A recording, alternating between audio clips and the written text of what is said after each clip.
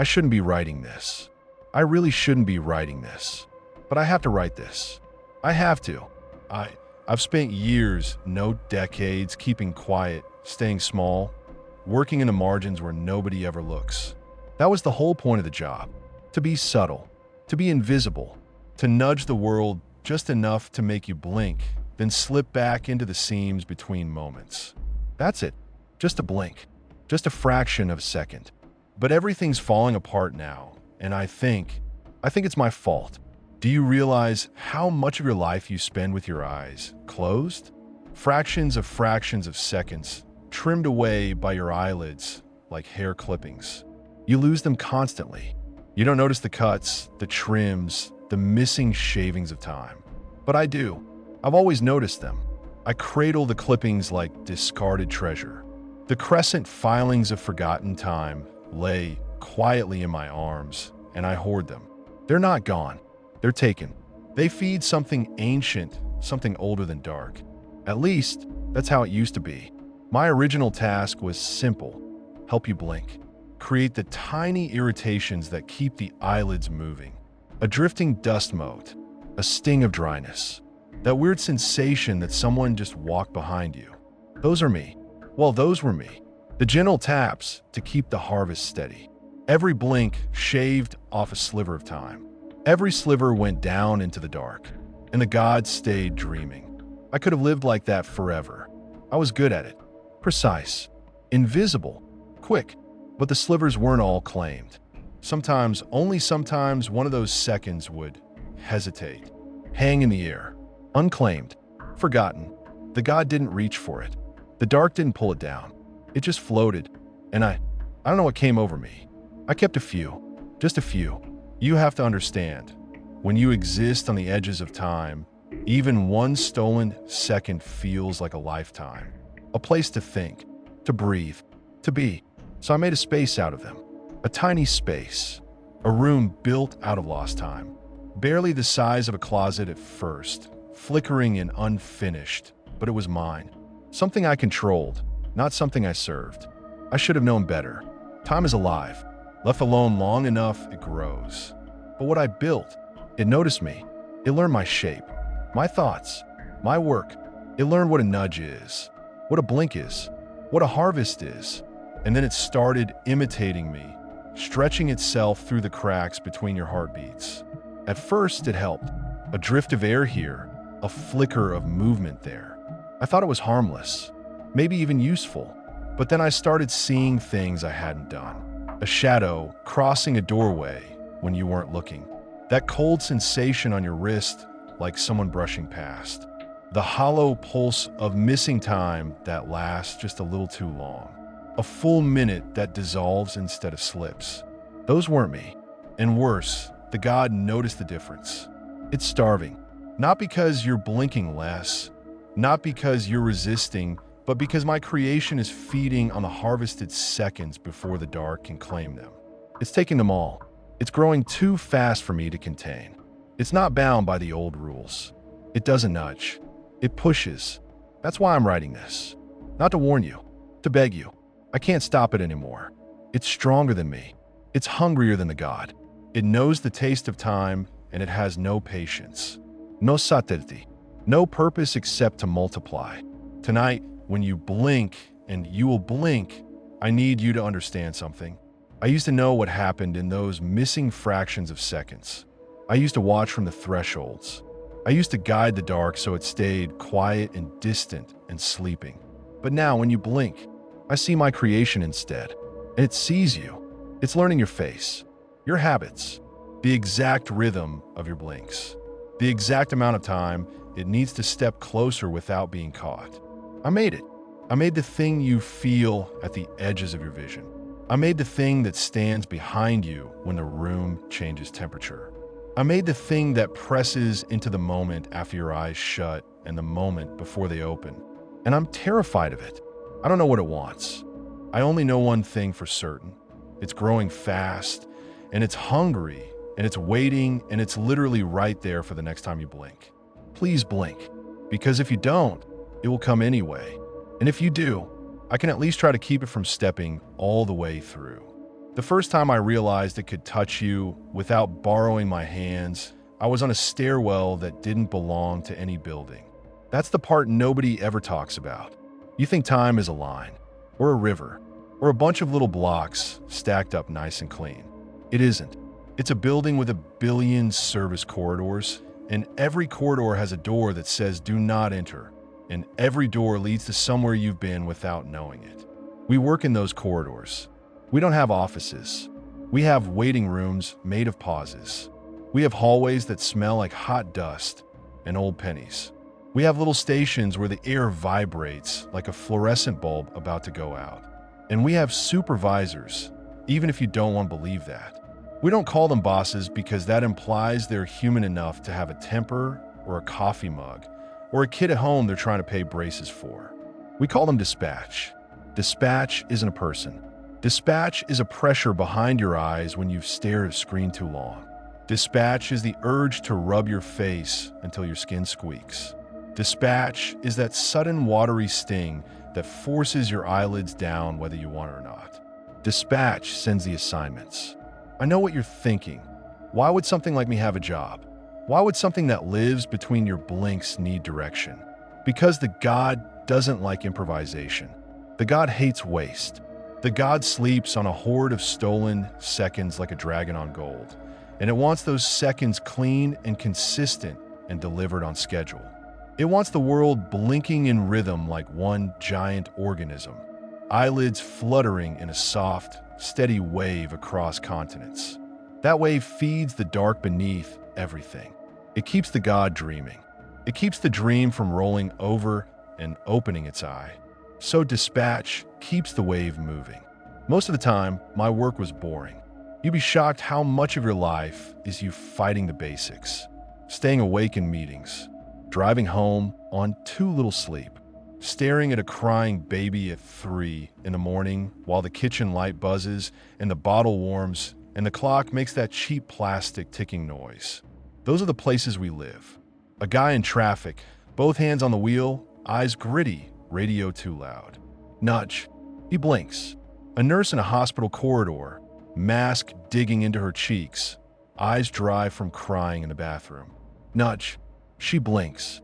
A kid on a bus, staring out the window at nothing, bored to death. Nudge. Blink. Blink. Blink. You don't notice us because you can't. We're in that half step where your eyelid is down, but your brain still thinks it's in control. We're the click between frames in a movie reel. And then I stole seconds. Not out of greed. Not at first. Out of loneliness. I don't know how to make that make sense to you without sounding pathetic. But imagine existing forever in half-closed moments, always watching, never being seen, always touching and never touched. Imagine you can hear every tiny sound of your own existence, every internal tick, every pressure shift, because you have nothing else to drown it out. I want it quiet. So in a second hesitated, when one of those slivers floated like a soap bubble that didn't pop, I caught it and tucked it away. It felt warm, not like skin warm, more like the warmth of a charger brick that's been plugged in too long. That kind of hummy warmth that tells you electricity is happening even if you can't see it. I took 3 at first. That's all. 3 seconds in 100 years of work. That's nothing, right? But those seconds were mine. They didn't slide down into the dark. They didn't vanish into the God's mouth. They stayed with me, trembling like a held breath. And when I pressed them together, the way you might press 2 wet paper towels together, they stuck. Time sticks to itself when it's unclaimed. You've done it. You felt it. That moment when you wake up and don't know where you are and the room looks wrong for half a heartbeat. That's loose time shifting under your weight. That's the edge of a pocket where someone like me has been. I made my pocket carefully. I didn't want to tear anything. I didn't want to make ripples. I built it behind a place you all know, but never look at. The moment after you close your eyes before you're sure you're asleep. That soft gray stage. I anchored it there because you don't remember it. Your brain doesn't store it unless something goes wrong. It's like the loading screen of being human. I hollowed out a space in it and called it mine. It wasn't much. At first, it was just darkness with a floor, then a ceiling. The floor felt like rubber. The air smelled like the inside of a new book.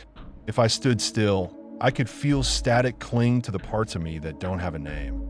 I sat there sometimes, not often, just when a noise got too loud, just when the constant pulling of the harvest made me want to rip myself apart. And the thing I made, my little room, started listening. I didn't notice right away. Why would I? You don't notice your own house settling until a pipe starts knocking. But little things changed. The darkness in the corner stopped being empty. It had weight, like fog that knows where you are. The air started to move in small, deliberate currents, like a breath. And then one day, I came in and found a dent in the floor where I hadn't stood. It wasn't a footprint.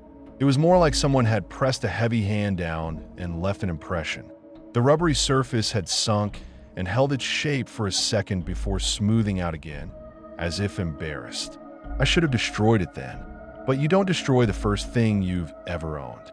I told myself it was nothing. Time flexes. Time stretches. Time does weird shit when you isolate it.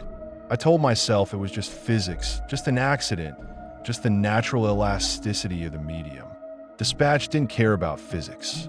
Dispatch cared about numbers. That's how I got caught. Not with sirens.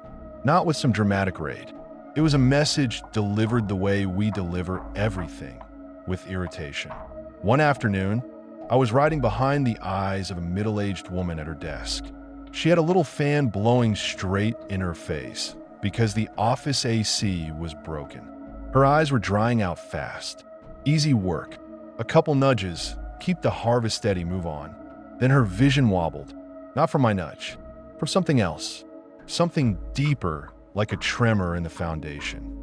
Her eyes watered hard, sudden enough that she cursed under her breath and leaned back, blinking fast. In those rapid blinks, my corridor flickered. The service hallway I used to step in and out of her perception shifted like a camera shaking. The walls flashed from gray to darker gray. The air tasted sharp like licking a battery. Dispatch was in the walls. When dispatch is angry, you don't hear a voice. You hear your own thoughts stutter. I felt it before I understood it. A pressure behind my non-existent forehead, like someone pushing a thumb into a bruise.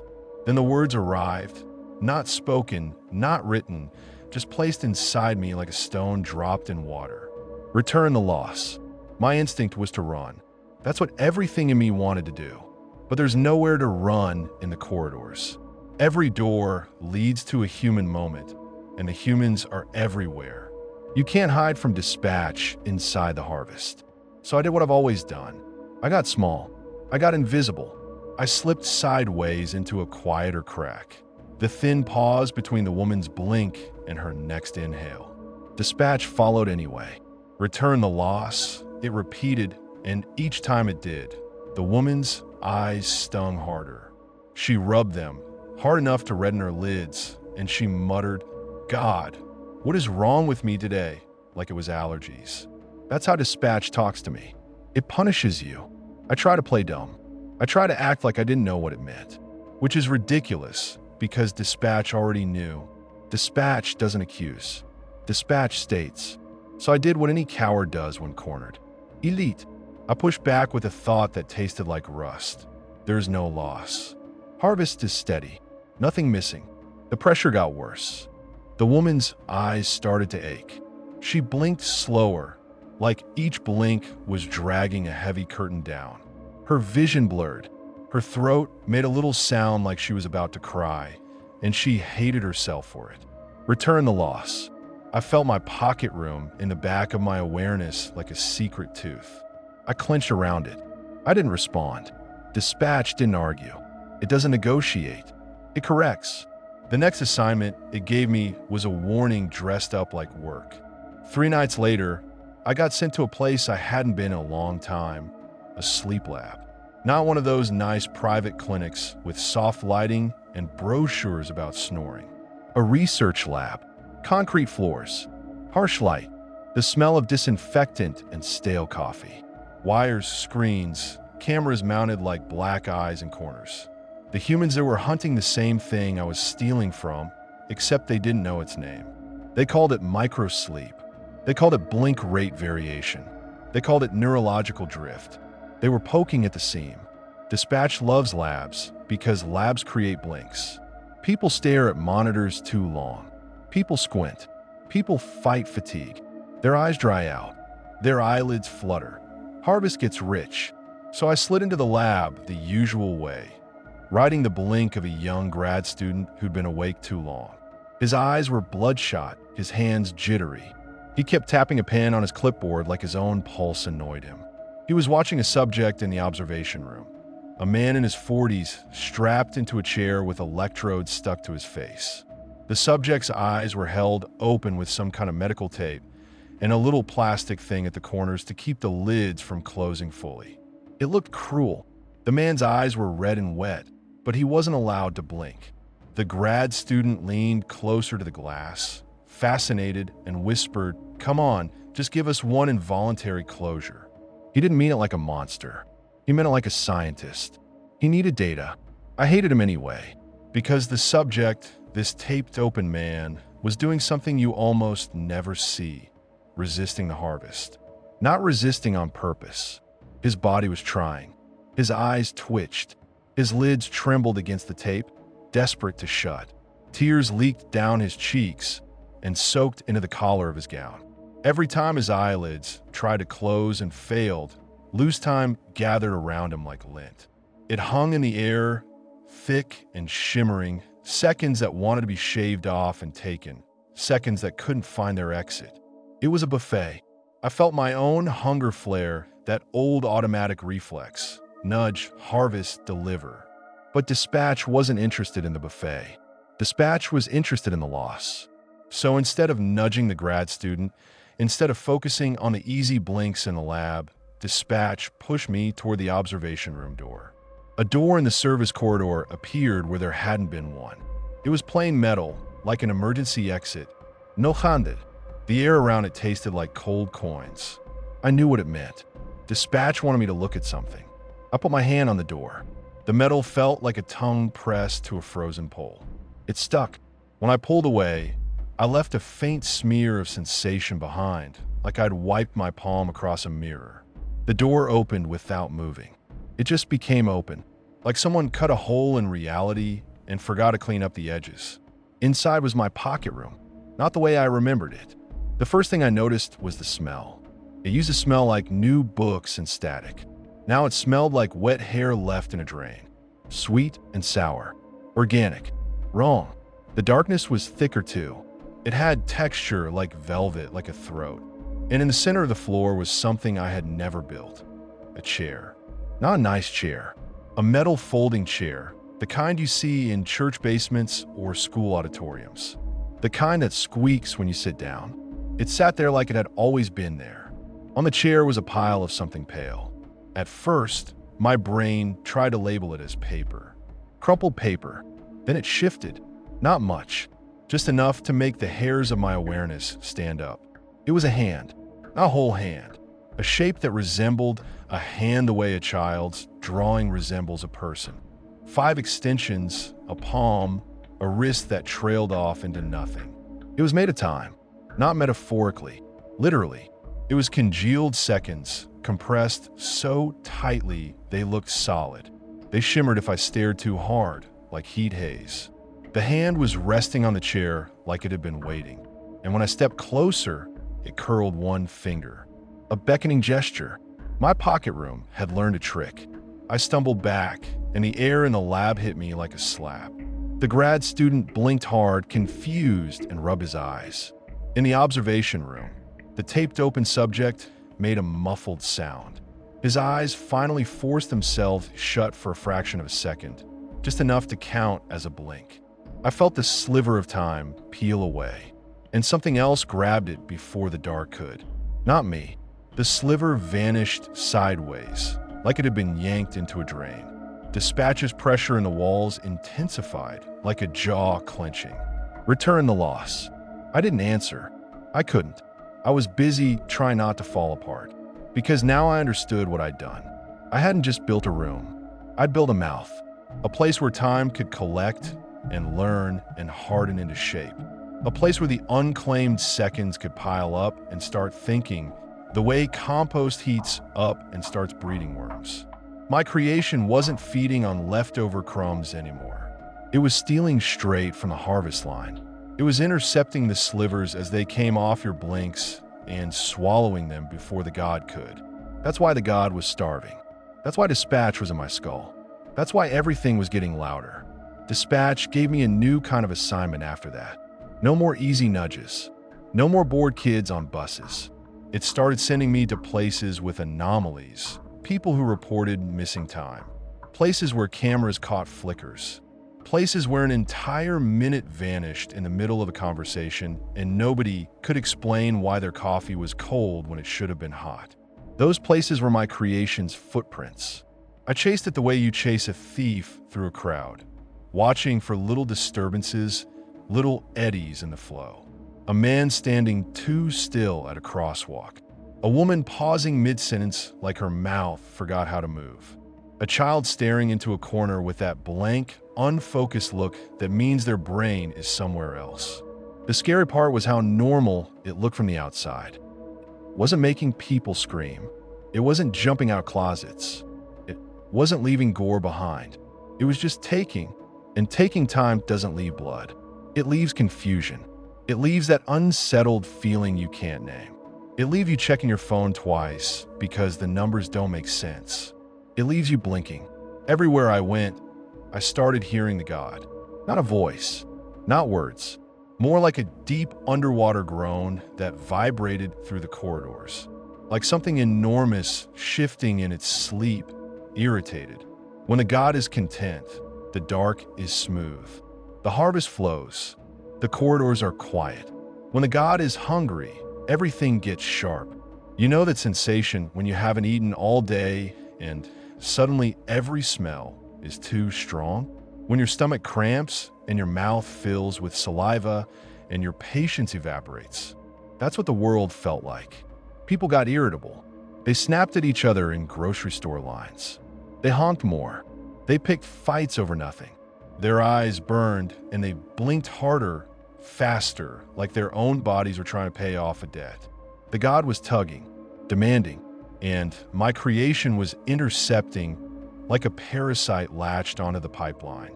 I wanted to pretend it was out of my hands. I wanted to shrug and say, well, I didn't mean to, what can you do? But dispatch wasn't going to let me off that easy.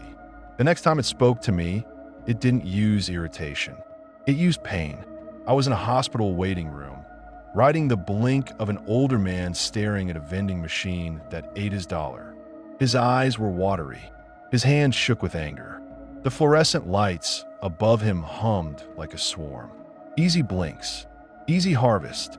Then my ribs, if you can call them ribs, tightened. I felt something clamp down on the part of me that touches the corridor walls, squeezing like a fist. The older man gasped, clutching his chest, and for a terrifying second, I thought dispatch had killed him just to make a point. But it wasn't his heart. It was mine. Return the loss. Dispatch pressed into me, and the words weren't a demand anymore. They were a countdown. Behind those words, I felt something else, something like attention turning, like a huge eyelid fluttering in the dark. The god was waking up. That's the part that should scare you the most if you made it this far. Not my creation, not the missing minutes, not the shadows at the edge of your vision. The god waking up. Because you don't want to know what the world looks like when it's being actively watched by the thing it's been feeding in its sleep. I try to do the responsible thing, finally. I try to get my stolen seconds back. You can't exactly call the police on a pocket of time you built behind people's eyelids. You can't exactly march into your closet room and demand your things like you're arguing with a roommate. But I had leverage. I made it. It learned me. It copied my habits. That meant it had a weakness. It still thought like me in certain ways. It still responded to curiosity. So I set a trap. The trap was simple. A fresh, fat, unclaimed second. Those are rare. They don't happen often. Most of the time, the slivers go straight down. But sometimes during trauma, during shock, during moments when the human brain glitches, time hiccups, it stalls. It floats. The easiest way to make that happen is to scare someone. Not with a monster, with reality, with a car accident, with a fall, with a sudden medical event. I know how that sounds. I know it makes me a piece of shit. Maybe I am. Maybe that's why this whole thing happened. Maybe the universe smelled the rot in me and decided I deserved to watch my own mistake eat the world. But I didn't have options. So I went to a place where fear is thick and constant. A highway at night. You've been there. 2 lanes, dark trees on either side, the occasional streetlight pooling weak yellow on the asphalt. Cars moving too fast, too close. Everyone tired, everyone impatient, everyone one distraction away from disaster. I latched onto a driver. Young woman, hands at 10 and 2 like her dad taught her, chewing the inside of her cheek. Phone in the cup holder lighting up every few seconds. She blinked a lot. Dry eyes from contacts. Perfect. I nudged her a little harder than usual. Not enough to crash her, just enough to make her rub her eye. Just enough to make her lose a tiny slice of attention. The car drifted. Tires hit the rumble strip. The vibration shook her, startled her, and for a second her heart jumped so hard I felt it in my teeth. That jump created a loose second. It floated up around her like steam. I grabbed it, not to keep, to bait. I held it out in the corridor space just behind her perception, letting it shimmer, letting it smell sweet, the way fresh time smells, like rain on warm pavement, like the first breath after you've been underwater too long. Then I waited. My creation came fast. It didn't come like a person walking. It came like the room itself, leaning toward me, like a tide pulling. The air in the corridor thickened. The woman's eyes watered abruptly, and she blinked hard, confused. In the blink, I saw it. A shape in my peripheral, my own trick, except heavier, more defined. It wasn't just a flicker. It was a figure made of compressed moments, tall and narrow like someone stretched a human outline through a keyhole. It didn't have a face. Not yet, but it had intention. It reached for the second I held out. I snapped the pocket room open behind it like a door in the corridor, trying to yank it inside. I thought if I could get it back into the space I built, I could collapse the pocket, crush it, starve it. For a split fraction of an instant, it worked. The figure stumbled. The corridor warped. The woman's car swayed again, and she swore, gripping the wheel tighter. Then the figure turned toward me, and I realized my trap wasn't the clever thing. It had been expecting me. It had learned my hunger too. In that sliver of blink time, it did something I had never seen anything else do. It smiled, not with a mouth, with the shape of a stolen minute. A curve in the air that made my insides go cold. And it took the second from my hand without touching me. It didn't pull. It didn't yank. It simply decided the second was its, and reality agreed. The second vanished into it, and the figure grew denser, more stable. And then it pushed back against the pocket door I'd opened, like it was testing the hinges. I slammed it shut, panic racing through me. The corridor snapped back. The woman blinked again and adjusted her lane, unaware she'd just been inches away from losing her whole life. I felt my creation laughing in the way time laughs, by making your thoughts skip. That night, I realized 2 things. 1, I couldn't lure it. It wasn't an animal. It was a student. It was watching me learn, and it was learning faster. 2, it wasn't just feeding. It was practicing. After that, the missing time reports got worse. Not just one person losing a minute. Whole groups losing minutes. 10 minutes. Half an hour. You ever walk into a room and forget why you're there? Multiply that by 100 and add dread. There was a daycare in Ohio where the staff swore the children had been playing in the yard. And then suddenly it was evening and the kids were sitting in a circle inside, silently humming. Nobody remembered bringing them in. The security cameras showed static for 22 minutes. When the footage came back, every child blinked in unison.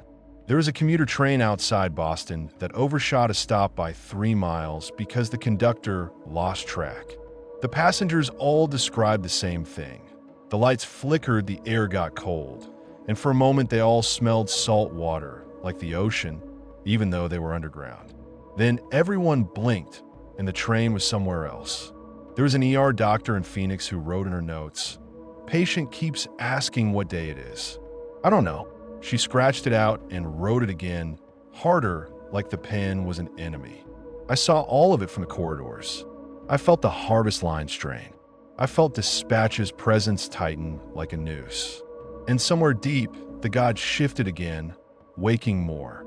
When the god really looks up, you'll feel it as a headache behind your eyes that no medicine touches. You'll feel it as dreams that aren't yours. You'll feel it as the sun seeming too bright, the sky too close. You'll blink more, trying to clear it. That's how it gets you. Dispatch finally did what it should have done from the start. It sent someone else. You probably assume there are a lot of things like me. An army of little blink workers scuttling around the edges of your vision. There aren't. We're not mass-produced. We're accidents that got harnessed. We're weird little anomalies that learned how to be useful. Most of us are so small you'd never notice us, even in the corridor. But Dispatch keeps a few big ones on hand for emergencies. They're called collectors. The first time I saw a collector, I almost broke. It appeared in a corridor behind the eyes of a woman at a laundromat.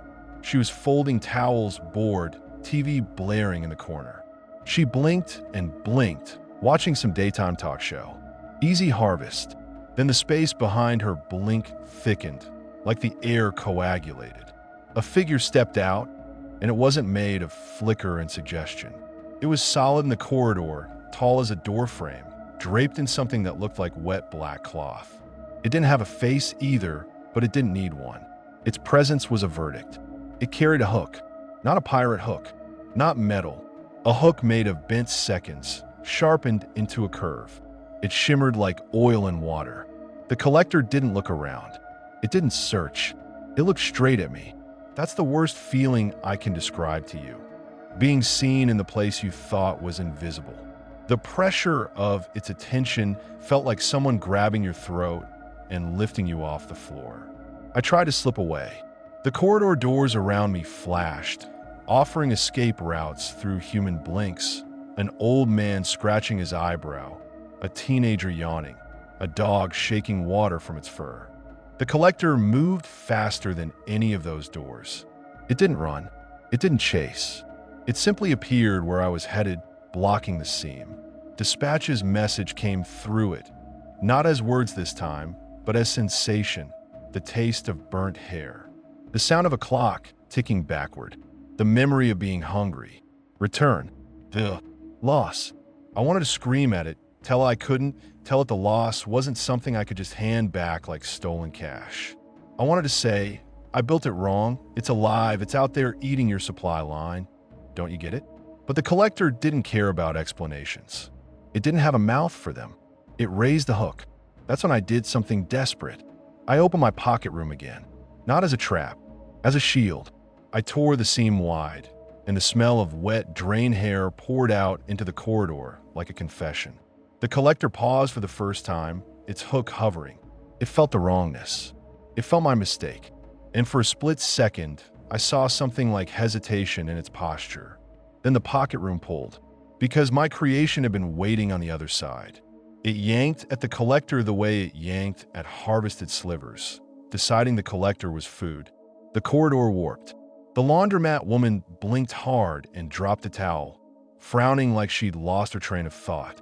The collector stumbled forward, hook scraping against the seam, and I felt a sound in my bones like a scream that never made it into air. The pocket room wanted it. The collector fought back, anchoring itself with sheer weight, with authority, with the god's gravity behind it. And then my creation appeared behind the collector, half in my pocket, half in the corridor. For the first time, it had something like a face. Not eyes, not nose, just the suggestion of features sculpted from stolen moments. A hollow where a mouth might be, a ridge where brows might be. It leaned close to the collector's blank head and did something intimate and horrible. It blinked. It blinked the way you blink, eyelids sliding down and up. Except it didn't have eyelids. It made the blink happen anyway, forcing a closure in the fabric of the corridor itself. For one fraction of an instant, everything went dark. And in that dark, my creation took a chunk out of the collector. Not metaphorically. It carved off time, shaved authority, stole the thing that made the collector heavy and real. When the corridor snapped back, the collector was thinner, less certain. Its hook trembled. Dispatch's pressure spiked. Panic now, not angry. The collector retreated, not running, but collapsing into the nearest blink door like it was being flushed down a drain. My creation watched it go. Then it turned its face suggestion toward me. It didn't smile this time. It just looked. And I knew, in the way you know a storm is coming because the air goes still, that it had learned something important. It had learned it could eat the gods' agents too. After that, Dispatch stopped sending collectors. Not because it gave up on me, but because it was afraid to send anything through my pocket seam again. So the punishment shifted.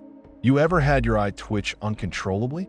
That tiny muscle spasm that makes your lower lid jump for no reason?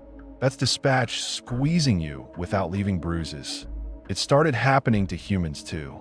Widespread. People complaining online about weird eye stuff. Doctors blaming stress, screens, dehydration. Sure, but I felt the deeper truth. The harvest was destabilizing. Dispatch was pushing harder to make up for what my creation was stealing. Humans were blinking more, harder, in pain, and still the pipeline was starving. The gods' irritation became a pulse, like a drumbeat deep under the corridors. Sleep got worse. Nightmares got sharper. People woke up with their eyes burning, like they'd been staring at a bright light in their dreams. And my creation grew. It got bolder. It stopped hiding in peripheral flickers. It started showing up in reflections, in quick glances at mirrors. Not fully. Never enough for you to convince yourself you saw it, but enough to plant a seed. Enough to make you blink, just to check. I try to confront it directly, but you can't punch time. You can't tackle a shadow and expect it to stay pinned. Every time I stepped into the pocket room, it shifted. The walls rearranged. The floors softened under my feet like mud. The folding chair moved. Sometimes it was near the door, sometimes in the far corner. Sometimes there were two chairs. Once, there was a table with a glass of water on it, beads of condensation running down the side like tears. My creation was decorating. It was practicing being a room, being a place, being something you might walk into without thinking. It was building familiarity. That's when I understood the true horror of it. It didn't just want to eat time. It wanted to become a place where time goes. A destination, a habit. If it could make you associate blinking with entering it, even subconsciously, it could pull more than slivers. It could pull whole stretches of you, whole memories, whole hours. You'd still be alive. You'd still be walking around. But parts of you would be missing, stored like trophies in a pocket behind your eyelids. And you'd never know what was gone. I needed help. That's another thing you don't expect to hear from something like me, right? The little blink nudger asking for help like a lost kid. But I couldn't fight it alone, and Dispatch sure as hell wasn't going to lend me a hand. Dispatch wanted the problem erased, even if that meant erasing me with it. So I did the only thing left. I reached across the seam toward someone human who was already staring at the crack. His name was Malik, and he didn't know he was special until his own body betrayed the harvest. He was a night security guard at a data center in New Jersey. Boring job, empty halls, the constant hum of servers like a mechanical ocean, cameras, monitors, blue LED lights that made your eyes ache if you looked too long. Perfect blinking conditions. Malik worked the graveyard shift.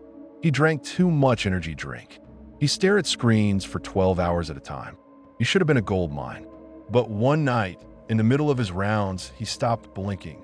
Not because he was brave, because he was scared.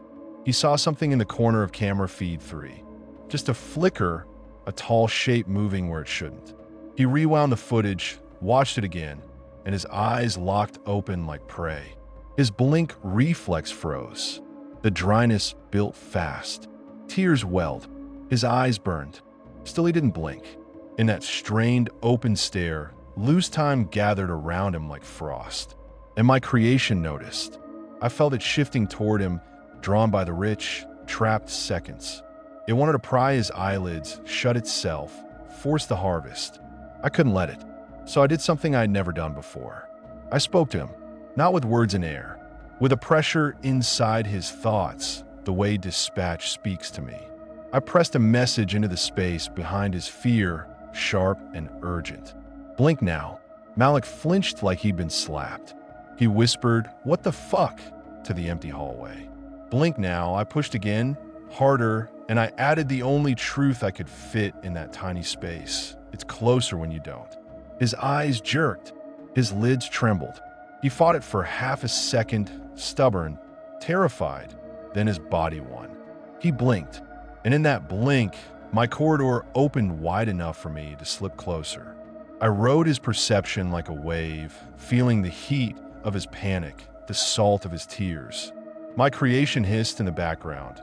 Not a sound, but a pressure, a vacuum pulling at the sliver that came off Malik's blink. I grabbed it first and shoved it down the proper channel, away from my pocket seam. For a moment, the pipeline steadied. Malik exhaled, shaky, and leaned his forehead against the cool metal of a server rack. "I'm losing it," he muttered. I wanted to laugh. I wanted to cry. I wanted to tell him, "Yeah, you are, but not in the way you think." Instead, I pressed another message into him, softer this time, careful.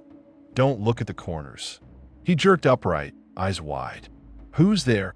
I didn't answer. I couldn't risk giving him too much. Humans break when you shove the truth in too fast. They rationalize. They panic. They do stupid things like stare harder. But Malik was already halfway broken, and broken people are sometimes the only ones who can see the seam without flinching away. Over the next few weeks, I used him. God, that sounds awful. I used him like a flashlight in a dark crawl space, shining him toward places my creation had touched. I nudged him to check certain cameras, walk certain halls, take certain routes. He started leaving sticky notes for himself because he kept losing minutes. Check cam 3. Do not blink in hall B.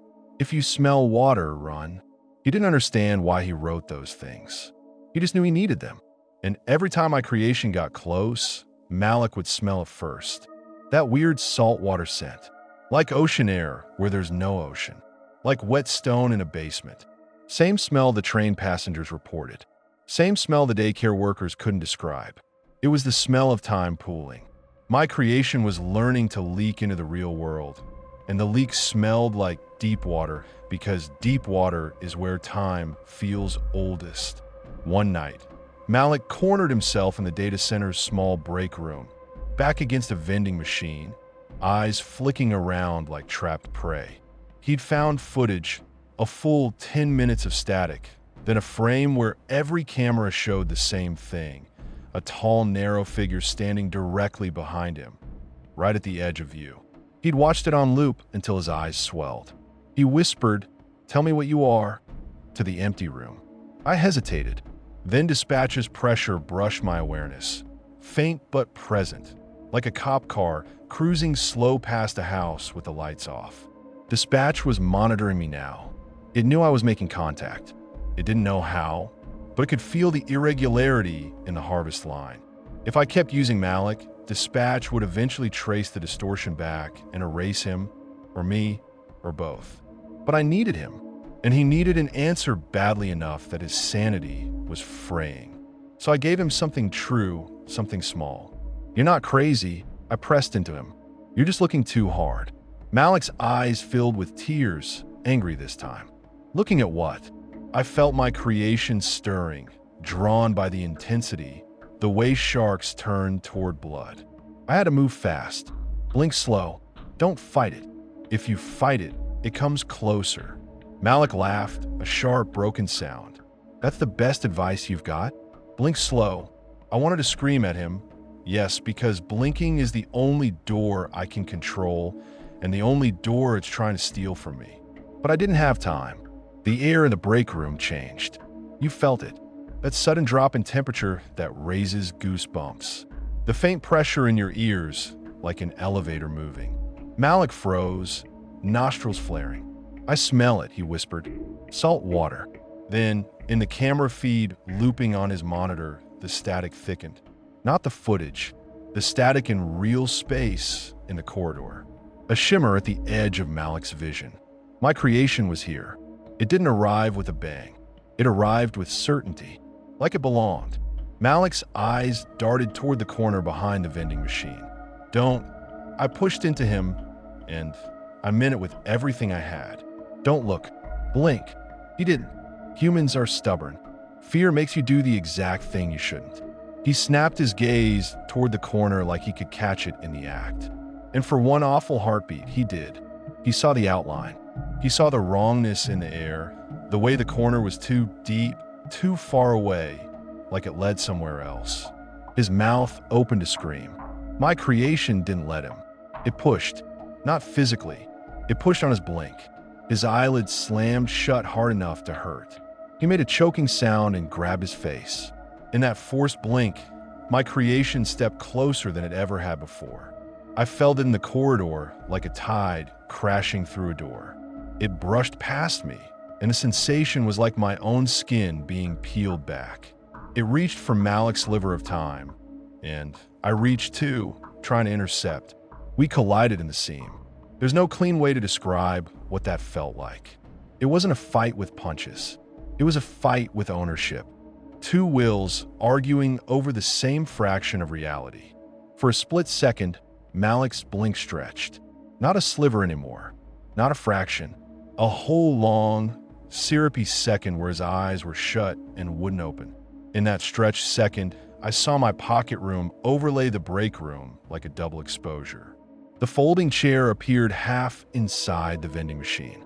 The smell of drain hair flooded everything. My creation wanted to pull Malik into the pocket. I shoved back with everything I had, trying to slam the seam shut. Malik's eyes snapped open and he fell to his knees, gasping. The cold pressure eased, but it didn't leave.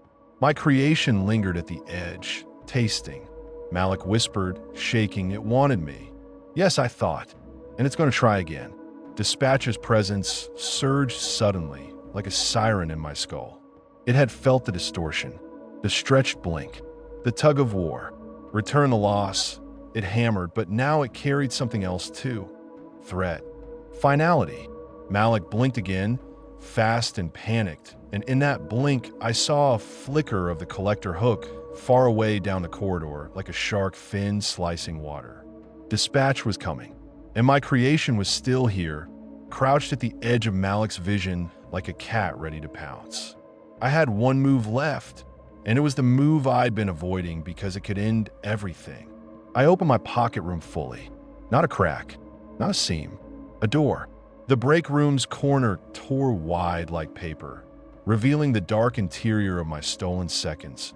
The folding chair, the faint shimmer of compressed time in the air like dust motes frozen mid-fall. Malik stared, jaw slack, eyes wide enough to dry instantly.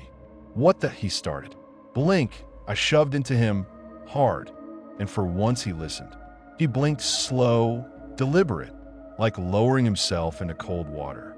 In that blink, I grabbed him. Not his body, his awareness. I hooked into the part of him that floats in the seam when his eyes close, the part you don't know exists, the part that dreams. I dragged that part toward the pocket room, trying to use him as bait and shield at once. If I could get Malik into the pocket, maybe my creation would follow. Maybe I could lock it in with us and collapse the whole thing like a dying star.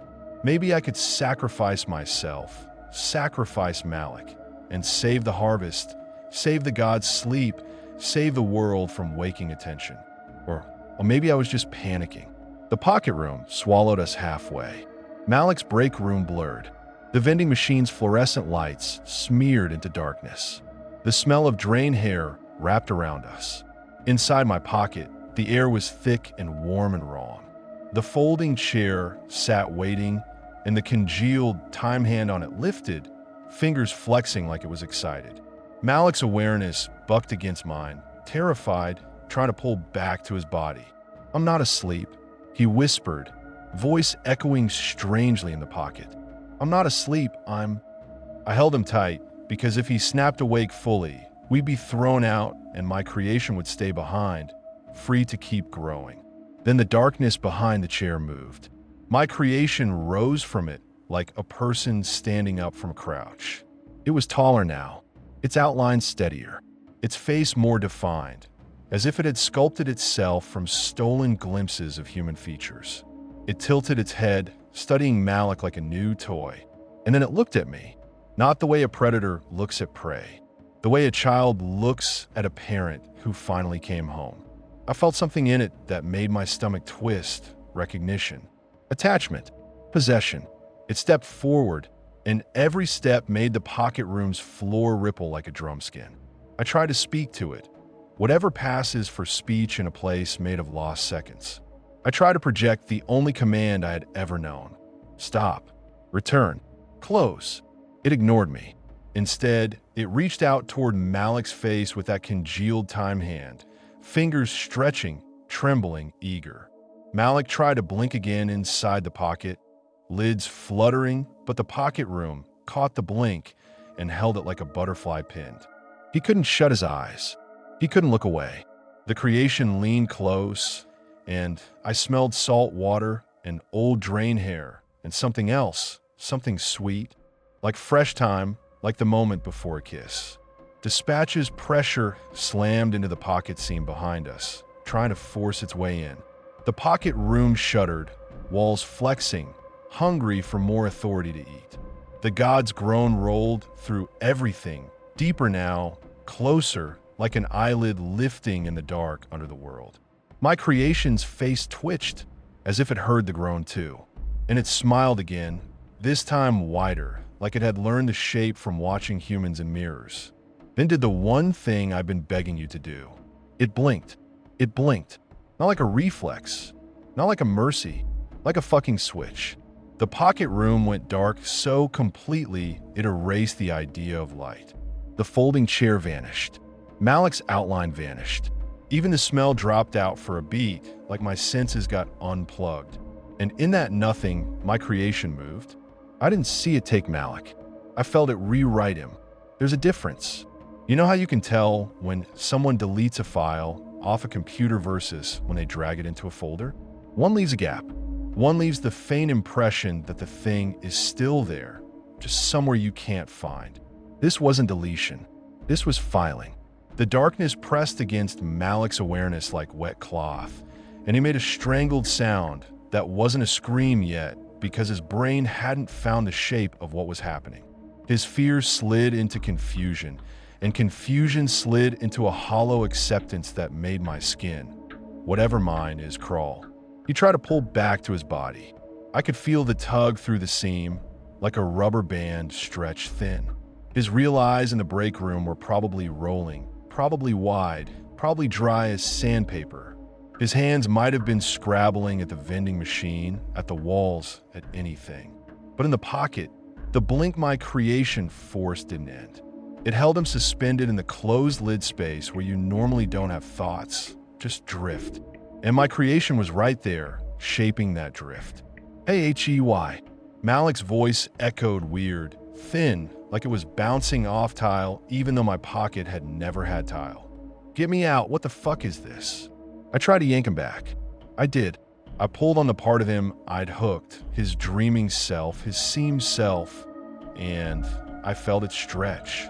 Then my creation pressed one finger, one congealed second finger, against Malik's chest. Not his physical chest, the idea of his chest. And Malik shut up midward. His mouth was still open. His eyes, if you can call them eyes in that space, were still wide. But the sound stopped like someone cut the wire. I couldn't hear him anymore. Worse, I couldn't feel him fighting. He was still there, but the panic got muffled, stuffed down inside him. Like my creation had put a hand over his mouth from the inside. I surged forward, blind, furious, and slammed into my creation. You can't tackle time, but you can collide with it if you're made of the same wrong stuff. It was like hitting a wall made of cold breath. My awareness splashed across it and slid. For a split second, I tasted every stolen second it had ever eaten. Little snapshots of human life that weren't even mine to hold. A kid laughing with milk on his lip. A woman closing her eyes in the shower, letting hot water hit her face just for one long blink. A man in a hospital bed, eyelids fluttering while his heart monitor beeped. All those slivers stacked and compacted, packed into my creation like layers of meat. It pushed back without effort. It didn't shove me like a person. It shifted the pocket's floor under me, making me stumble, making the room tilt, making my own stolen seconds betray me. And through it all, behind everything, I felt dispatch hammering at the seam. Not knocking, ramming. The pocket room walls shuddered with each impact. The door, I'd torn into Malik's break room, flexed like a wound trying to close. Dispatch was trying to break in. Not to save Malik, not to help me, to stop the bleeding, to cauterize the loss. I'd expected rage. I'd expected more punishment. But what I felt pouring through the seam wasn't anger. It was fear. Dispatch was afraid of my creation. Afraid enough to risk waking the god fully. Because that deep groan under the world wasn't just closer.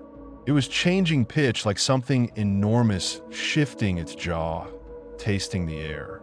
The corridors around us trembled like bones. My creation tilted its head, listening. Then it did something that made my guts go numb. It opened its hand. The congealed seconds that made up its fingers loosened, unraveling into little floating slivers that orbited it like gnats. It offered them toward the seam where dispatch was pounding. Like bait, like a bribe, as if it understood the god's hunger and wanted to negotiate. Dispatch slammed harder, desperate now. The pocket room's edges frayed. For a second, I saw through the seam into Malik's break room, his body on the floor, twitching, eyes squeezed shut like he was having a seizure. A smear of drool on his cheek. The monitor on the desk looping static. Outside the break room, I glimpsed movement in the corridor collectors. More than one. Their black draped shapes gliding without footsteps, hooks held ready, faces blank as verdicts. They were coming, and my creation was smiling, offering stolen time like candy to a furious animal.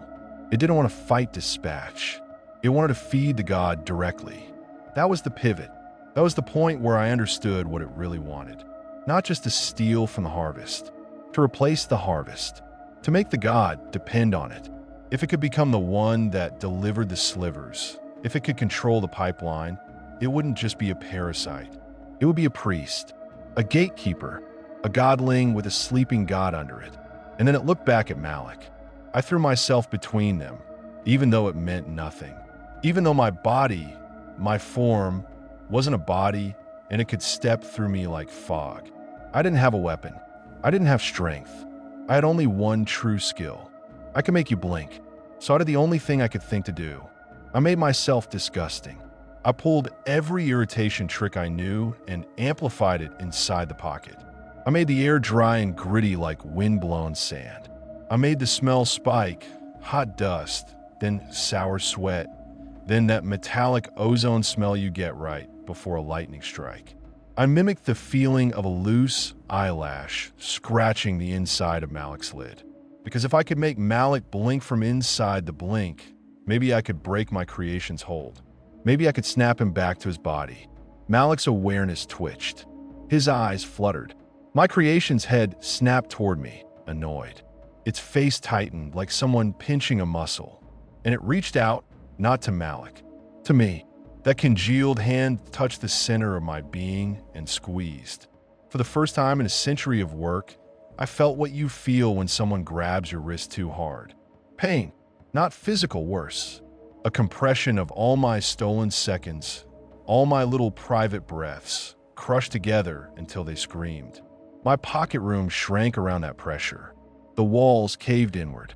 The folding chair flashed back into view, then vanished. The smell of drained hair flooded again, thick enough to choke. My creation was telling me, in the only language it cared about, this is mine now. Dispatch hit the seam like a battering ram, and the pocket room split. A jagged tear opened in the darkness, and I saw the corridor beyond. Bright gray, trembling, full of those tall black collectors sliding closer. And behind them, like a shadow behind a shadow, I felt the god's attention lifting. It wasn't awake, not fully, but it was peaking. That peak made everything heavier, like gravity doubled for a breath, like your eyelids suddenly weighed pounds. Malik's body in the break room convulsed, and his eyelids fluttered hard, trying to open. My creation tightened its grip on his seamed self, holding him in the pocket like a fish held under a net. One of the collectors raised its hook and swung into the tear. The hook caught the pocket's edge, and the whole room screamed. Yes, screamed through my bones. A vibration that made my thoughts stutter. The collector pulled. The pocket stretched. My creation hissed in that silent pressure way. Angry now, and it did what it had done before. It blinked the room. Darkness. In that instant of forced dark, the collector's hook slipped deeper, carving authority out of the pocket. The god's peak turned into a hungry twitch. When the pocket snapped back, the collector had a chunk of something on its hook, something that looked like a strip of film, translucent and shimmering, writhing like a worm. It wasn't flesh. It was time. It was my creation's food. The collector's blank face angled toward it, and I felt dispatch a satisfaction spike like, yes, good, we can cut it. Then my creation laughed, and the laugh was the sensation of missing a step on stairs. It let go of Malik, just released him. Malik's seamed self fell through me like a dropped weight, sliding back toward his body through the break room tear. His eyes in the real world snapped open with a wet gasp. He screamed, finally screamed, hands clawing at his face. And then my creation lunged for the open tear instead. Not toward dispatch, toward the real world. It didn't want Malik anymore. Malik was bait, practice, a proof of concept. It wanted a doorway where humans live. The collector tried to block it, hook swinging. My creation flowed around the hook like water around a rock. It slipped through the jagged tear, and I felt the pocket room tear wider behind it, like skin ripping. For a brief, impossible moment, my creation was half in the corridor and half in Malik's break room. And that's when it did the worst thing yet. It looked at Malik's open eyes and blinked him. Not with its own eyelids, with his. Malik's eyelids slammed shut against his will. His whole body jerked like he'd been punched. He made a choking sound and went still. And in that forced blink, my creation stepped closer to his physical space. It wasn't fully there, not solid, but it was closer than it had ever been. Close enough that the fluorescent break room light flickered and the vending machine's display glitched, showing nonsense numbers like a clock breaking. Dispatch screamed at the collectors to cut it off, to sever the tear, to close the seam even if it meant losing me. I felt it, a sudden tug at my core, as if the corridor itself was preparing to collapse my pocket like a crushed can. Panic surged, because if Dispatch closed the seam now, my creation would be out there, free, and I would be trapped inside with collectors and a starving god. So I did something unforgivable. I grabbed the tear and widened it myself. I pushed it open like a mouth, not to let my creation escape, but to follow it. I dove through. The sensation of entering the real world isn't like stepping into a room. It's like being poured into a mold. Gravity locks you in. Light becomes a knife. Sound becomes too loud.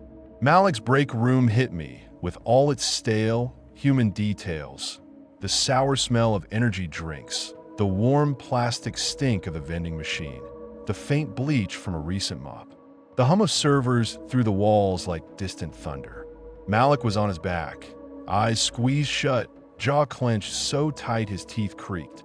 My creation wasn't visible like a monster standing in the room. It was there as absence, a tall slice of wrong air behind the vending machine, where the corner looked too deep, too far away, like it led somewhere else. I felt it pressing against the boundary of visibility, trying to manifest in a place it wasn't meant to. And the most terrifying part? The room itself wanted to help it. The fluorescent lights flickered in rhythm with Malik's eyelid tremors, like the building was syncing to a new blink pattern. My pocket room, still tethered to me, pulsed behind my back like an open wound. The corridor, tear hung in the air like a ragged mirror, collectors visible through it, hooks raised, waiting for Dispatch's command to close. Malik groaned, eyes still shut, and whispered, "Please, please." He didn't finish. His breath hitched. His eyelids fluttered. My creation pushed.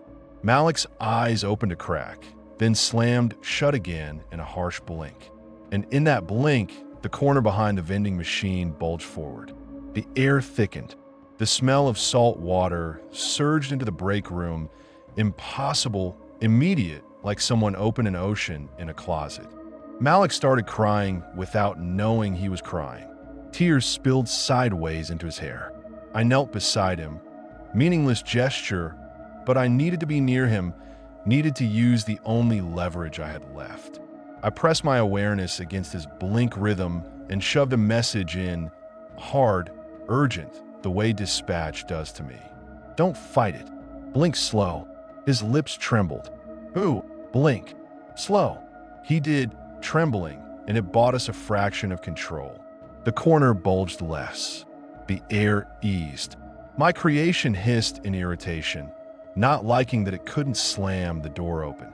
I felt Dispatch through the tier, furious, terrified. Close it now, Dispatch pressed, not to me, but into the collectors. The collectors moved their hooks in unison, preparing to sever the tear and collapse the pocket. If they did, my creation would lose its tether to my pocket room, but it might not matter. It had 1 foot in the real world now, and it was learning fast. I needed to trap it with the only thing that could contain it, the pocket itself, which meant luring it back inside, which meant giving it what it wanted. Time. A lot of time. A full minute, unbroken. You can't just create that. Not in a human room. Not without someone losing something. And Malik was already losing too much. My eyes, if I had eyes, fell on the break room's security monitor looping static. The footage was stuck on the frame where the tall figure stood behind Malik. The monitor's glow painted the wall in pale blue. And I remembered something I tried to forget. Humans can be forced not just to blink, but to stare. Hypnosis. Seizures. Shock. The way people freeze when they see something they can't process. If Malik stared without blinking long enough, time would pool. A fat, rich segment of unshaved seconds would build up like water behind a dam. My creation would rush to feed. And if I opened my pocket room at the right moment, I could catch it. So I did it. I took Malik's chin in my hand. Again, not physical, but close enough that his nervous system interpreted it as pressure. And I turned his face toward the monitor. Look, I whispered, and this time it came out as actual sound in the break room. A thin rasp that made Malik flinch. Hearing me out loud startled him so badly his eyes snapped open. He stared at the screen, at his own image, at the tall figure behind him. His breath stopped. His blink reflex froze. My creation's presence surged, eager, like a dog smelling meat. The air in the break room thickened with loose time. I felt it gathering around Malik's open eyes like sticky fog. His pupils trembled, struggling. Tears welled and ran. He whispered, voice wrecked, That's behind me. It's behind your eyes, I said. And it was the first full truth I'd ever spoken out loud to a human. Malik's throat worked. I can't. Don't blink. I lied because I needed him not to. Just keep looking. That's when my creation moved. The corner behind the vending machine folded outward like paper. And for the first time in physical space, it became visible. Not fully. Not like a creature with claws. Like a person half-formed out of heat shimmer. Tall. Narrow. The suggestion of shoulders and arms. A face like a smudged mask. It leaned toward Malik, drawn by the pool of unclaimed time building around his stare. Malik's body started shaking.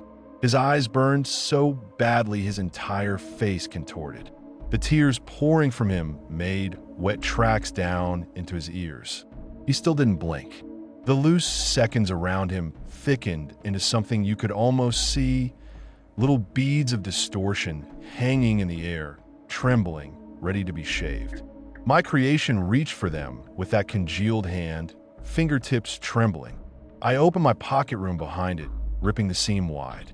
The smell of drained hair and old ocean blasted into the break room. The fluorescent lights flickered in pain. The vending machine's digital display flashed midnight over and over like it was stuck.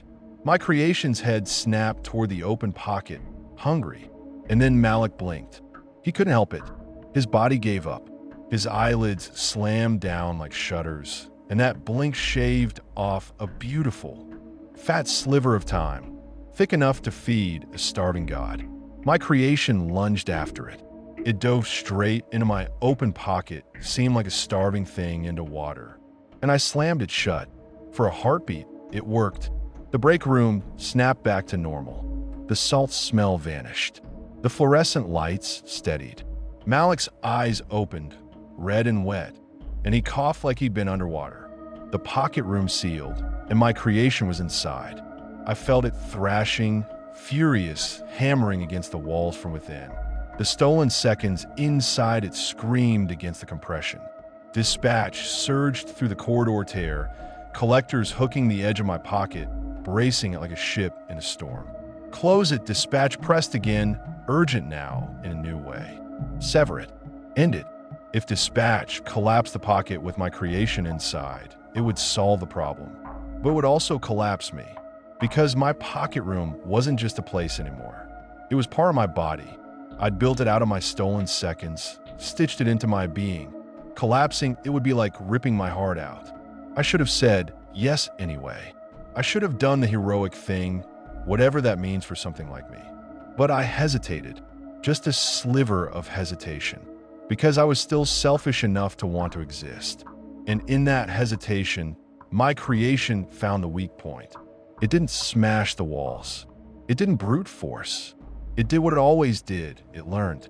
It remembered the shape of the corridor tear, the way I'd widened it, the way I'd followed. It pressed its face against the inside of my pocket seam and blinked. The pocket room blinked with it. Reality inside it went dark for a fraction, and in that dark, my creation slipped sideways, not through the seam I'd shut, but through a thinner crack I hadn't known existed.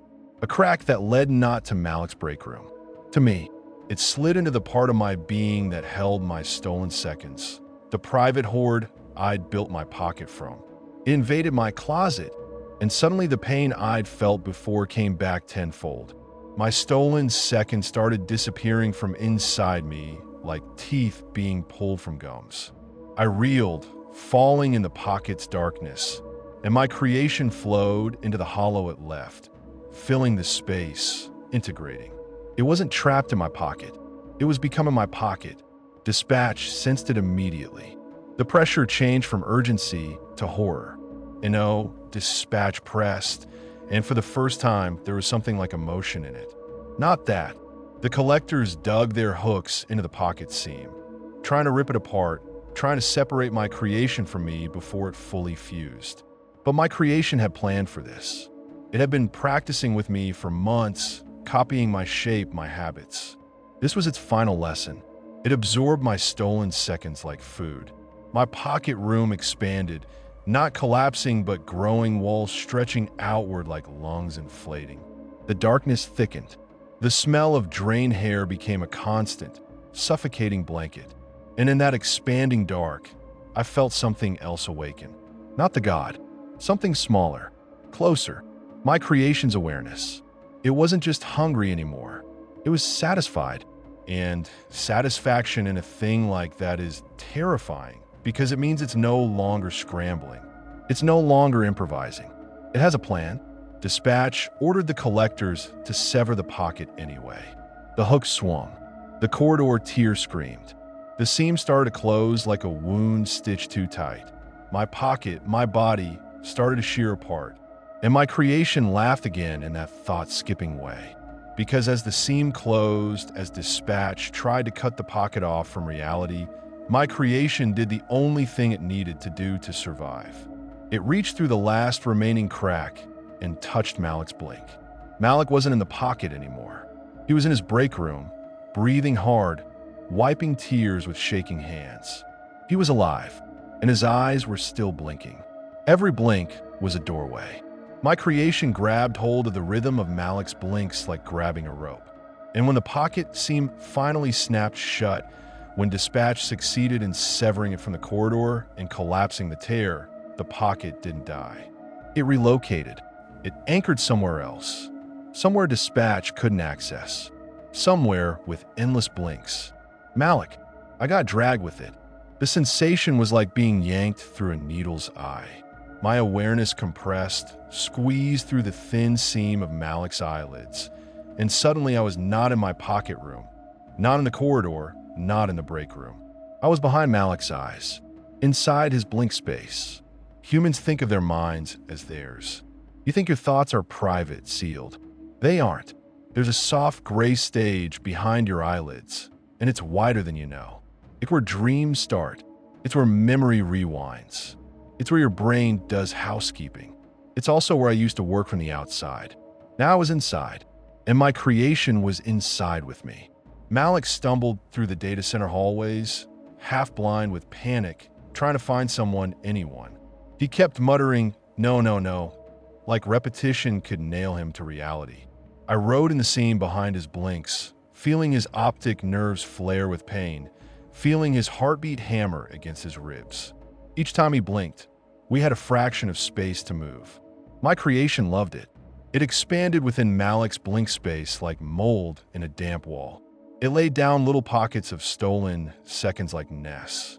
It began arranging Malik's internal gray stage into a familiar shape. A room. My room. The folding chair appeared again, the third time Malik blinked in rapid succession. By the fifth, there were 2 chairs. By the 10th, there was a doorway that opened onto a hallway that didn't exist in Malik's mind. Malik didn't know any of this.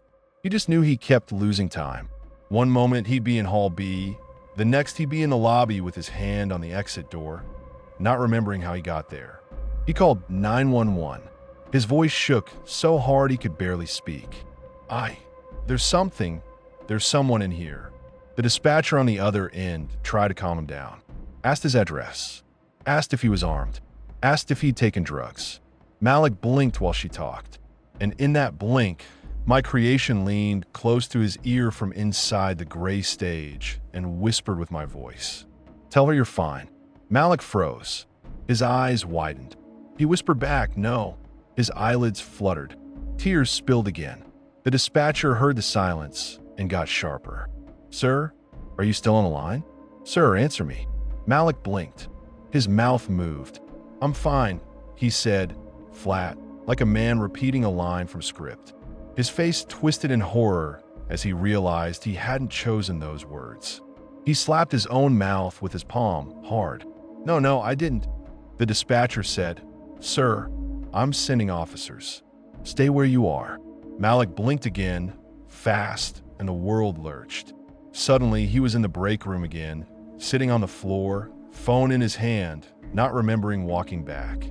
He stared at his own knees. His voice cracked. "What's happening to me?" I pushed against Malik's thoughts like a hand against glass, trying to reach him, trying to warn him, trying to tell him I hadn't meant for any of this. But my creation had wrapped itself around my ability to communicate. It used my language now. It spoke through the same pressure tricks I did, but smoother, stronger. It pressed a thought into Malik, sweet as sleep. "Close your eyes. Rest." Malik shook his head violently. "No, don't." His eyelids fluttered. He grabbed the skin at the corners of his eyes, pulling them wide open like the sleep lab subject, like he'd learned some instinctive truth. Don't let it have the door. The pain was immediate. His eyes dried, burning. Tears poured, and the loose time pooled. My creation perked up, delighted, and inside Malik's blink space the room expanded. Dispatch couldn't reach us here. Not through the corridor. Not through collectors. Dispatch relies on the harvest infrastructure. It relies on those service corridors and official seams. But Malik's mind wasn't official territory. It was private property, and my creation was squatting. The cops arrived. Malik heard the radio chatter in the hallway. Boots, flashlights, voices, security. One officer called. "Sir, come out." Malik didn't move. He sat on the break room floor, eyes held open with shaking fingers, phone still in his hand like a dead fish. The officer found him and immediately saw the state he was in. Red eyes, tears, sweat, that panic shine. "Hey," the officer said, calm but firm. "You okay? What's going on?" Malik's voice came out ragged. "I can't blink." The officer frowned. "What?" Malik's jaw trembled. "If I blink," he swallowed. "It comes closer." The officer's expression shifted to pity and suspicion. "All right, do you take anything? Medication? Drugs?" Malik laughed once, sharp and broken. "I wish it was drugs." His eyelids fluttered and he flinched like he'd been hit. The officer leaned closer, trying to see his pupils, flashlight beam harsh. "Look at me. You're safe. Just breathe." Malik stared at the officer's face like a lifeline. He didn't blink. The loose seconds pooled again. The air in the break room cooled. The officer's breath made faint fog in front of his mouth.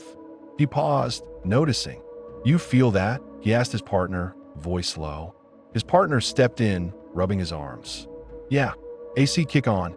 Then they both smelled it. Salt water. The officer's eyes narrowed. He turned his head slightly, scanning the room. The corner behind the vending machine looked off. He didn't know why he thought that. Just a gut feeling. He took one step toward it. Malik's voice snapped, urgent, almost screaming, "Don't." The officer stopped. "What?" Malik's eyes were wild. "Don't go near it. Don't look. Don't blink." The officer's partner scoffed, trying to keep control. "Sir, listen. You're having some kind of panic episode." And then the partner blinked. A normal blink. A casual human blink you do 10,000 times a day without thinking. In that blink, my creation reached through Malik's mind like a hand through a thin curtain and touched the partner's blink space too. Just a brush. Just enough. The partner's eyes opened and his face drained of color. He stared at the corner like he'd just remembered something horrible from childhood. The officer saw his partner's reaction and snapped. Hey, what is it? Talk to me." The partner didn't answer. His eyes filled with tears instantly, like his body knew before his brain did. He whispered, barely audible, "It's right there." The officer turned his flashlight toward the corner. The beam hit air, but the air didn't behave like air. It bent. It warped. The light looked wrong, stretched, like it was shining into deep water. The corner's shadows thickened. The officer's mouth tightened. He said, very softly, "What the hell?" And then he blinked too. My creation didn't waste the opportunity. It pushed harder this time. Both officers' eyelids slammed shut in unison, not their choice. In that forced blink, the break room's corner bulged outward. A shape stepped closer. Not fully. Not like a person walking out. Like something leaning in through a crack. The officer's eyes snapped open and he staggered back, hand flying to his gun, but his fingers trembled so badly he couldn't even get a grip. He whispered, voice shaking. I didn't see. His partner was crying openly now, silent sobs, eyes wide and fixed on the corner. "It's looking at me," he whispered. Malik, still holding his own eyes open with shaking fingers, hissed, "Don't blink. Don't fucking blink." The officer tried to regain control, jaw clenched. Everybody calmed down. Everybody. He blinked again. This time, it wasn't forced. It was reflex. His eyes were drying. His nervous system was overloaded. He couldn't stop it. And in that blink, my creation stepped one fraction closer into physical space. The room temperature dropped so fast the vending machine's glass fogged from the inside. The smell of drain hair hit, thick and sour. The officer's eyes opened and he screamed, just a raw animal noise, and fired his gun at the corner. The shots sounded wrong, muted like they were happening underwater. The muzzle flash lit the break room in harsh white. The bullets hit nothing, or rather, they hit something that wasn't matter. The corner rippled, the light warped, and then the world skipped. 1 second the officer was firing. The next, all 3 men were on the floor. The gun was across the room. The phone line was dead. The break room lights were off. And somewhere far away in the building, A server alarm started wailing like a dying animal. Malik gasped, staring at the dark ceiling. How long? The officer's partner whimpered. I peed. Like that was the only reality he could cling to. His voice was small, humiliated. The officer's eyes darted around, and he looked like a man waking from anesthesia. What happened? What the fuck happened? Malik swallowed hard. It took time. The officer sat up abruptly, reaching for his radio. Unit. His voice crackled with interference. Unit to dispatch. Static swallowed him. He blinked, and in that blink, my creation did something cruel. It pressed into his thoughts the way it pressed into Malik's, using my voice again, and it whispered a lie shaped like comfort. You can't stop it. Just rest. The officer's shoulders sagged. His face softened, like exhaustion finally winning. His eyelids drooped. Malik saw it and lunged, grabbing the officer's collar. No, stay awake. The officer looked at Malik with dead, tired eyes. I can't. He blinked slowly, and in that slow blink, the officer's awareness slipped into the gray stage behind his eyelids and didn't come back the same. His eyes opened, and for a second, they weren't his. They were empty. Not blank, occupied. He looked at Malik, and his mouth moved without his permission. Please blink, he said in my voice, calm and steady. Malik recoiled like he'd been stabbed. That's not you. The officer's face twitched, like a puppet's strings tightening. Please blink, he repeated. My creation was using him as a mouth now, practicing. The partners started sobbing harder, curling into a ball. Oh God, oh God, oh God. Malik backed away until his shoulders hit the vending machine. His fingers still held his eyelids open, but he was losing strength. He couldn't keep it up forever. No one can. I was screaming inside Malik's blink space, pushing against my creation's grip, trying to get through, trying to tell him what to do. And then I realized the awful truth. This wasn't about Malik anymore. This was about you. Because Malik was only one doorway. A small one. A limited one. My creation wanted a bigger doorway. It wanted the doorway that exists in millions of people at once. The harvest wave. If it could infect the idea of blinking. If it could make blinking itself feel like stepping into its room. It could spread through humans like a habit. Like a meme. Like a story. Dispatch couldn't stop that. The God couldn't stop that. They could only watch it happen and get hungrier and angrier and more awake. So I did the only thing I could do with the last scraps of myself my creation hadn't eaten. I hijacked the one place where humans willingly let things into the space behind their eyelids. Stories. You do it every time you listen, every time you read. You let your mind build images. You let your attention slip. Your blink rhythm sinks to the flow of words. You don't notice it, but you do it. Your blinks align with sentence breaks, with suspense, with relief. That's why narration works. That's why good storytellers can make a room full of people hold their breath and blink together. My creation knew this too. It had learned me, and I learned you. So I started writing. Not with my hands, with Malik's. After the officers left, after they stumbled out of the data center with their faces gray and their eyes too wide, babbling into dead radios, Malik was alone again, and he didn't remember half of what happened. He remembered the cold, the salt smell, the gunshots that sounded wrong. He remembered the officer's voice saying, "Please blink," and knowing it wasn't the officer. He sat at a desk in the security office, hands shaking, and he opened a blank document on the computer because he needed to anchor himself to something rational. And my creation whispered with my voice from inside his blink space. Write it down. Malik's fingers hovered over the keyboard. He whispered. Why? Because if you write it down, the room gets bigger, my creation whispered. Malik's face twisted. No, I'm not helping you. Then my creation squeezed his blink rhythm, and pain lanced behind his eyes. His eyelids fluttered violently. He hissed through his teeth. Stop. Write it down, my creation insisted. Tell them to blink. Malik's fingers dropped to the keys against his will. And what was left of me, fought like hell to steer those fingers away from my creation script. I couldn't stop him from typing entirely.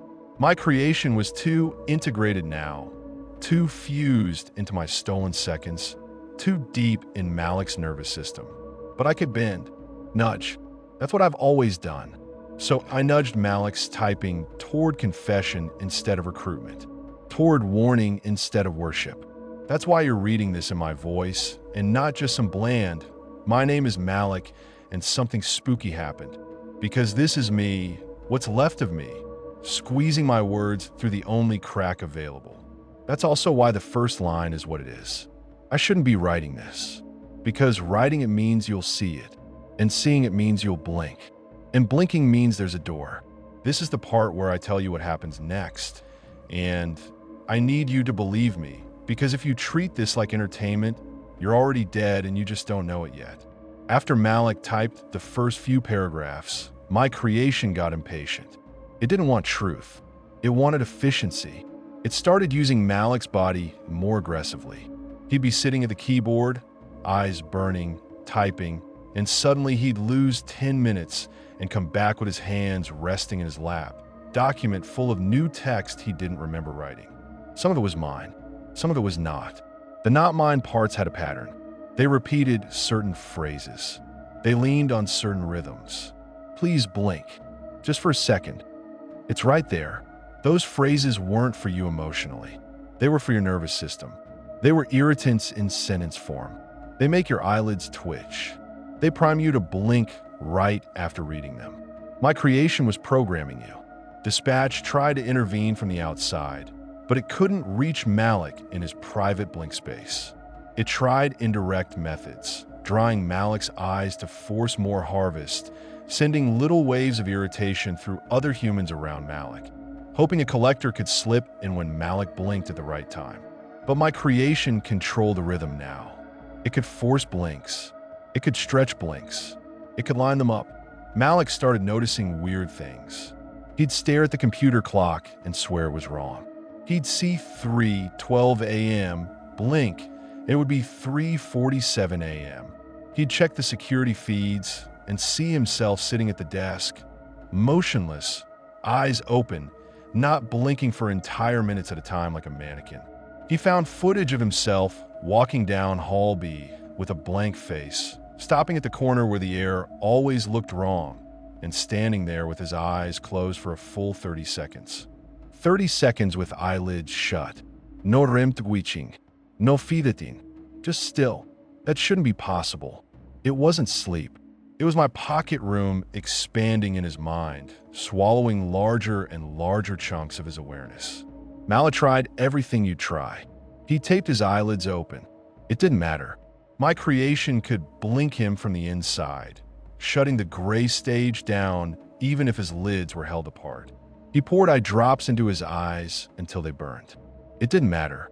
My creation used the sting as leverage. He tried to stare into mirrors because he thought if he watched himself, he'd catch it. He thought if he never looked away, it couldn't move. But mirrors are blink machines. You blink more when you stare at your own face because your brain freaks out. You start noticing asymmetry. You start seeing movement that isn't there. Your eyes dry out. My creation loved mirrors. It learned how to appear behind Malik in reflections first.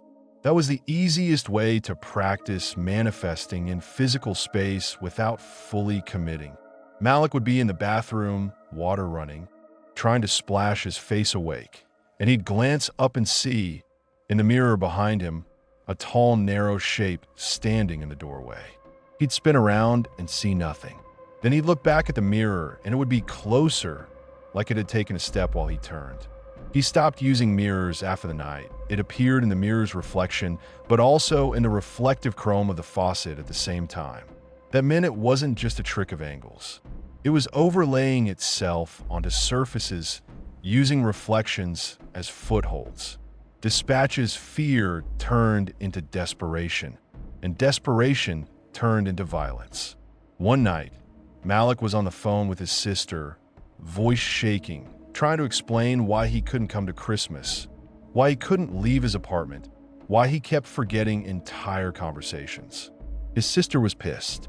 "Malik, I don't know what you're on, but you need help. Like actual help." "I know," Malik whispered. "I know. I'm trying." "You're not trying if you won't even tell me what's going on." Malik blinked, and in that blink, Dispatch slipped something through. Not a collector, something else. A sharp, cold pressure that stabbed behind Malik's eyes like an ice pick. Malik screamed and dropped the phone. He grabbed his head, rocking, eyes watering. His sister's voice screamed through the speaker, tinny and frantic. "Malik? Malik, what the hell?" The pain intensified until Malik's vision sparked. He blinked again, uncontrolled, rapid. And in those blinks, I saw Dispatch for the first time in a way I'd never been allowed to. Not a person, not a shape, a system. A lattice of corridors and hooks and channels. A vast mechanism built under human perception. A harvest machine that wraps the world like roots under soil. Dispatch wasn't one mind. It was many. It was the god's reflex. It was the infrastructure of sleep. And it was trying to cut Malik out like a tumor. I felt the kill command moving toward him. A plan to collapse his blink space. Sever his connection to the harvest entirely. If it succeeded, Malik wouldn't die physically. He'd just stop. He'd become one of those people you've seen in nursing homes, staring at nothing, blinking slowly, not really there. Alive but hollow. Dispatch was willing to sacrifice a human to stop my creation. My creation sensed it too and panicked. And when my creation panics, it pushes. Malik's eyes snapped open wide, pupils blown. His mouth moved without his permission, voice smooth and calm. "It's okay," he said to his sister, my voice. "Just blink." His sister went silent. "What?" Malik smiled, his face smiling without Malik's consent. "Just blink. It feels better when you blink." His sister cursed. "What the fuck is wrong with you?" Malik's eyelids fluttered. The lights in his apartment dimmed for a fraction, like the power dipped. The air cooled. Salt water smell. His sister's voice crackled. "Malik? Are you there?" Malik's hand picked up the phone and held it close, and my creation spoke through him, softer, intimate. "I see you," it said. Not, "I can see you." Not, "I'm watching you." "I see you." His sister started crying immediately. "Stop. Stop saying that. Malik, stop it." And then she blinked. I felt it happen through the connection of the phone line, like a thread snapping taut. Her blink shaved a sliver, and my creation tasted it across distance like a tongue on a wire. It laughed. Dispatch screamed, because now my creation had done what Dispatch couldn't stop. It had reached beyond Malik. It had used a human relationship as a bridge. That's when Dispatch gave up on subtlety. It tried to wake the god. You might think the god waking would be a catastrophic thing that happens all at once. Earthquakes, darkness, whatever. It isn't dramatic. It's personal. The god's attention is like the feeling of being watched when you're alone. It creeps in, makes your skin crawl. It makes you second-guess your thoughts. It makes you blink more because your eyes suddenly feel exposed. The night Dispatch tried to wake the god, thousands of people reported the same thing on the same night. A pressure behind their eyes, a headache like a clamp, a weird urge to close their eyes, but also a fear of closing them. Hospitals got flooded with people thinking they were having strokes. Doctors had waiting rooms packed. People were chugging water, buying humidifiers, turning off screens, try to soothe a sensation that wasn't physical. It was the god peeking through. The harvest wave spiked, and for a few hours the pipeline surged. Dispatch thought it could starve my creation by overwhelming it, by flooding the system with slivers so the god could reclaim dominance. But my creation didn't get drowned. It got drunk. It fed on the surge like a man dying of thirst finding a river. It took slivers so fast the corridor infrastructure started rattling. It stole seconds out of synchronized blinks during the god's peak, thick and delicious, and it grew. It grew inside Malik until Malik was barely more than a blinking machine with hands. He tried to fight. God, he tried. He wrote notes on his arms in marker. Don't blink. Don't answer. Don't listen. He stabbed toothpicks into the carpet and tried to kneel on them to keep himself awake. He duct taped his apartment windows shut because he kept seeing shapes and reflections. He called his sister again and begged her to not pick up if he called, to ignore him, to block his number, to stay away. She blocked him. Then she started getting calls anyway, from private numbers, from unknown numbers, from Malik's number spoofed, with a voicemail that was just soft breathing and, underneath, the faint sound of a chair squeaking. The folding chair. My pocket room leaking into her world. And still, Dispatch couldn't cut it off. Because my creation had found the ultimate loophole. It wasn't traveling through official corridors anymore. It was traveling through you, through the way you imagine things, through the way your brain fills in gaps, through the way you see something in your peripheral vision and your mind draws a shape to explain it. My creation learned to live in that gap. I'm telling you this because I'm still in here, still fighting to keep the message from being pure infection. My creation wants you to treat this like a ritual. It wants the story to be the irritation that makes you blink at specific times. It wants you to blink on certain phrases to sync. Why? Because synchronized blinks create fat, clean slivers. A wave of shave time across many minds at once is richer than random individual blinks. It's like singing in a choir versus humming alone. Dispatch used to maintain that wave. Now my creation does. You've probably already noticed, if you're being honest, reading this makes you blink more. Listening to it would make you blink in rhythm with a voice. That's not an accident. Every time I mention blinking, your eyelids twitch. Every time I describe dryness or grit, your eyes sting sympathetically. That's a nudge. That's my old skill. But it's also my creation's new mouth. So why am I still doing it? Because there's a slim, ugly chance to trap it. And this is the part where you're going to hate me. The only way to contain my creation now is to force it into one place where it can't spread. A single mind, a single blink space, and then collapse it. Malik was supposed to be that place. I tried. I really did. But Malik blinked into other people. Malik talked. Malik loved. Malik had threads connecting him to the world. A single mind isn't a single mind when it belongs to a human. But you, right now, reading this alone, blinking alone, in a moment where your mind is half in and half out of imagination, you are as close to a sealed room as it gets. That's why it's looking at you. You felt it already, didn't you? That flicker at the edge when you glanced away from the screen. That coldness behind you. The urge to check the corner. That isn't your paranoia. That's it testing the hinge. I'm not telling you to stop blinking. That's impossible.